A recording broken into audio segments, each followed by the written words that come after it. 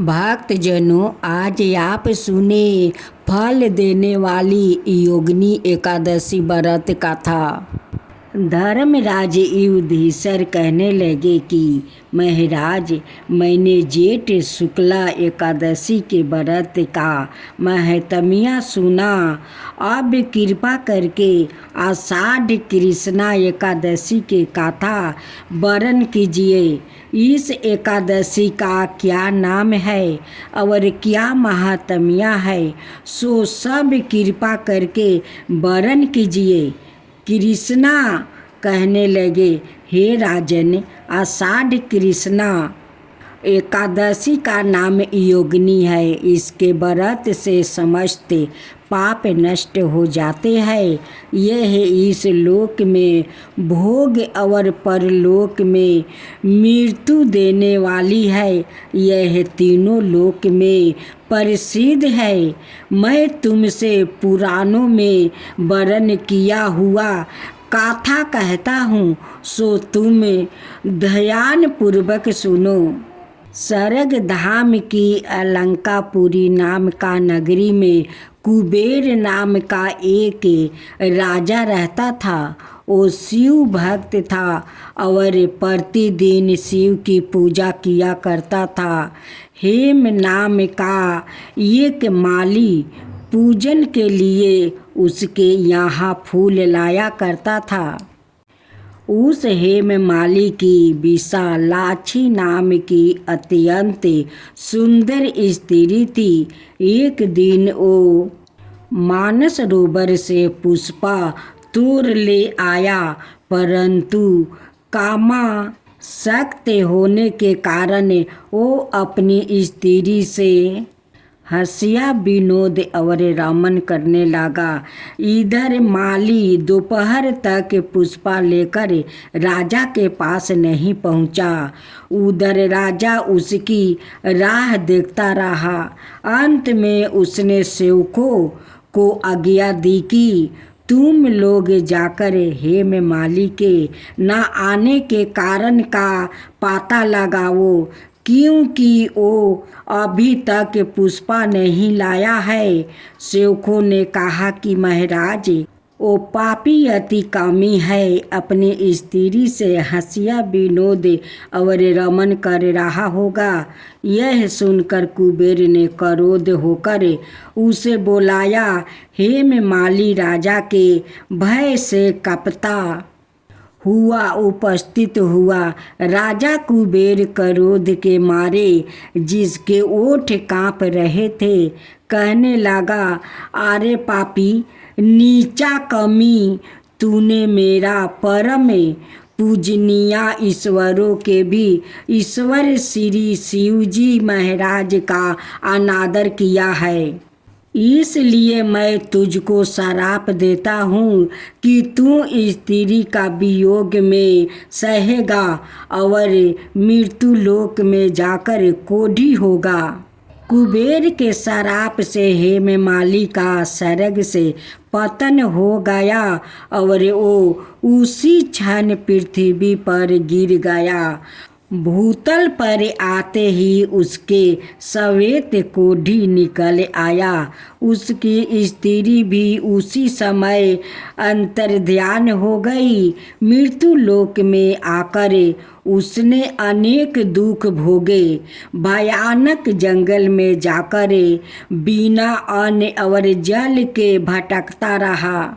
रात्रि को निंद्रा भी नहीं आती थी, परंतु शिव जी की पूजा के प्रभाव से उसको पिछले जन्म की स्मृति का ज्ञान अवश्य रहा। घूमते घूमते एक दिन वो मार्कंड ऋषि के आश्रम में पहुंच गया, जो ब्रह्मा से भी अधिक वृद्ध थे और जिनका आश्रम ब्रह्मा की सभा के समान लगता था। हेम माली वहाँ जाकर उनके पैरों में गिर पड़ा। उसको देखकर मार्कंड जी बोले कि तूने ऐसा कौन सा पाप किया है जिसके प्रभाव से तू कोढ़ी होकर महान दुख भोग रहा है।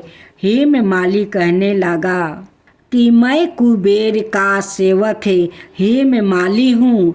मैं राजा की पूजा के लिए नित्य प्रति पुष्पा लाया करता था।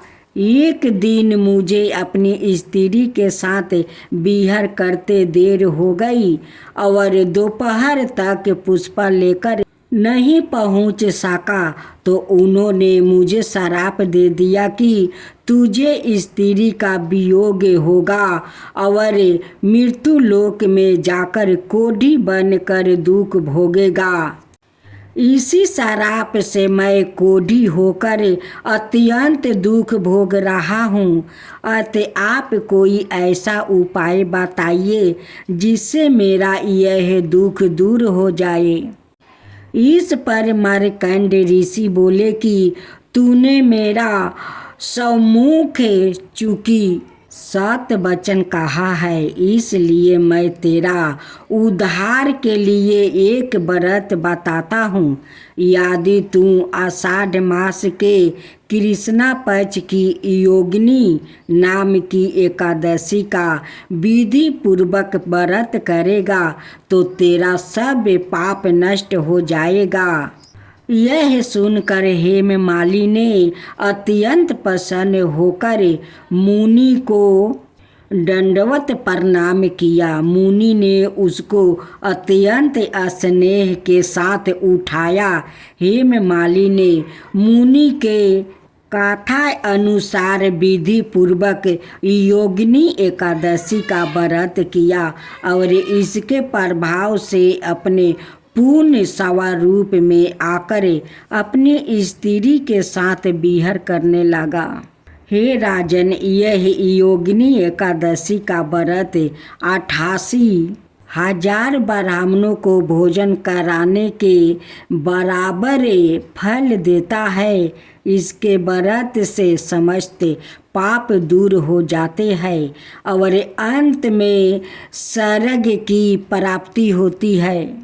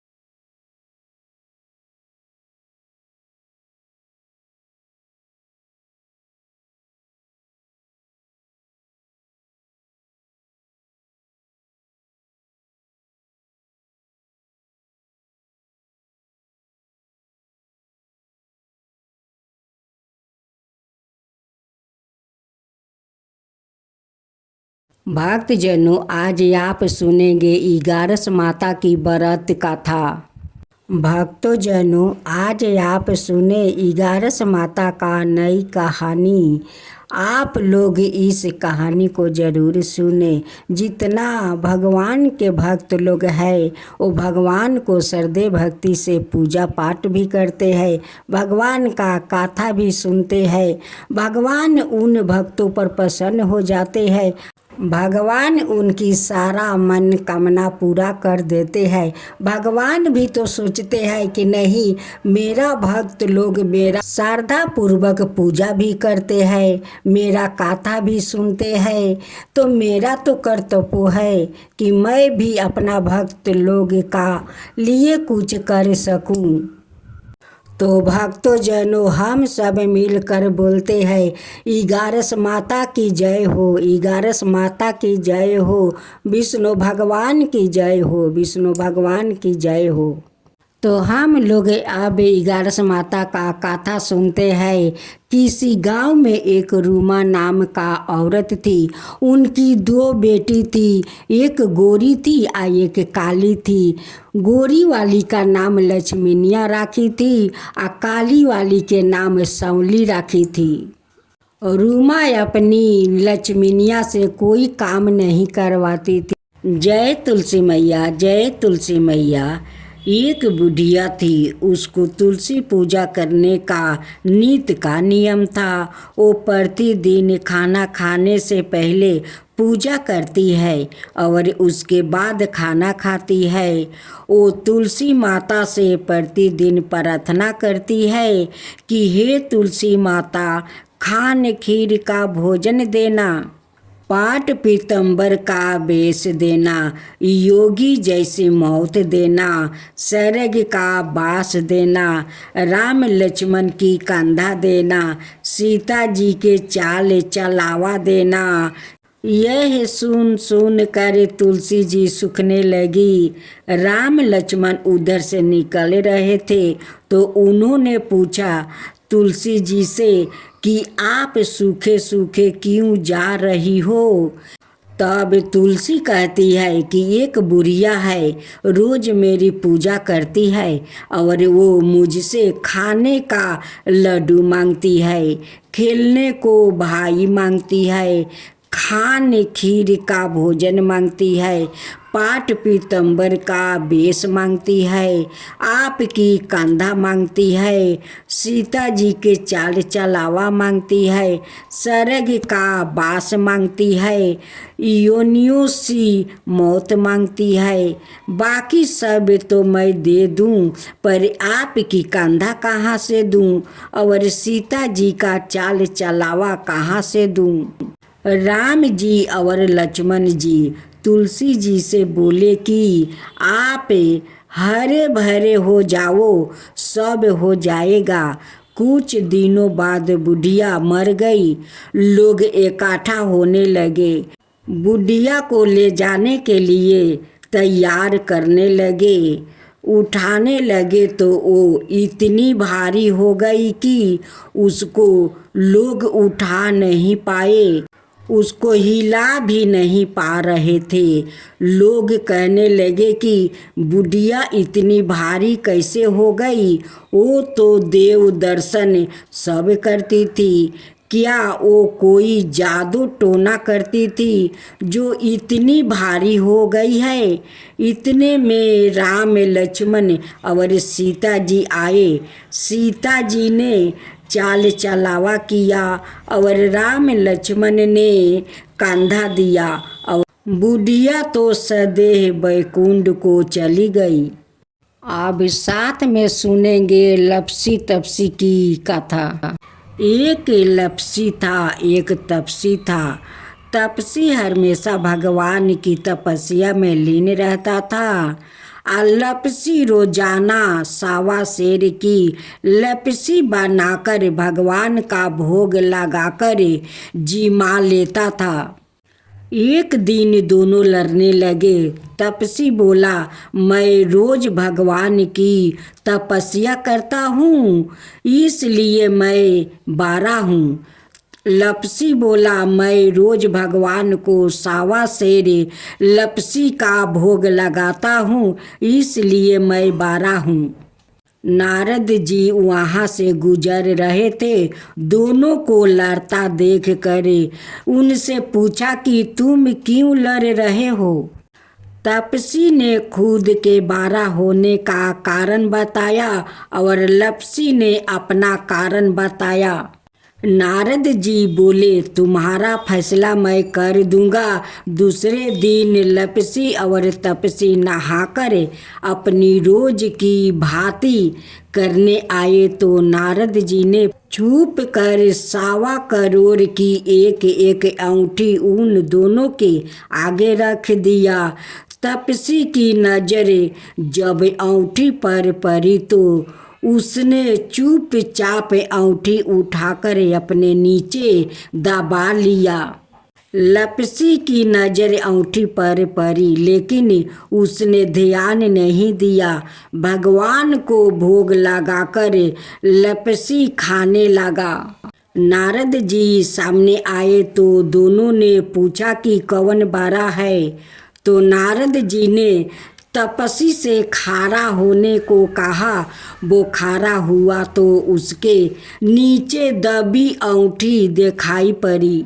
नारद जी ने तपस्वी से कहा, तपस्या करने के बाद भी तुम्हारी चोरी करने की आदत नहीं गई, इसलिए लपसी बारा है और तुम्हें तुम्हारी तपस्या का कोई फल भी नहीं मिलेगा। तपस्वी शर्मिंदा होकर माफ़ी मांगने लगा।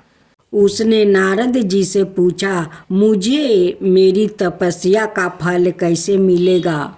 नारद जी ने कहा, यदि कोई गाय और कुत्ते की रोटी नहीं बनाएगा तो फल तुझे मिलेगा। यदि कोई ब्राह्मण को भोजन करवाकर दक्षिणा नहीं देगा तो फल तुझे मिलेगा। यदि कोई साड़ी के साथ ब्लाउज नहीं देगा तो फल तुझे मिलेगा। यदि कोई दिए से दिया जलाएगा तो फल तुझे मिलेगा। यदि कोई सारी कहानी सुने लेकिन तुम्हारी कहानी नहीं सुने तो फल तुझे मिलेगा।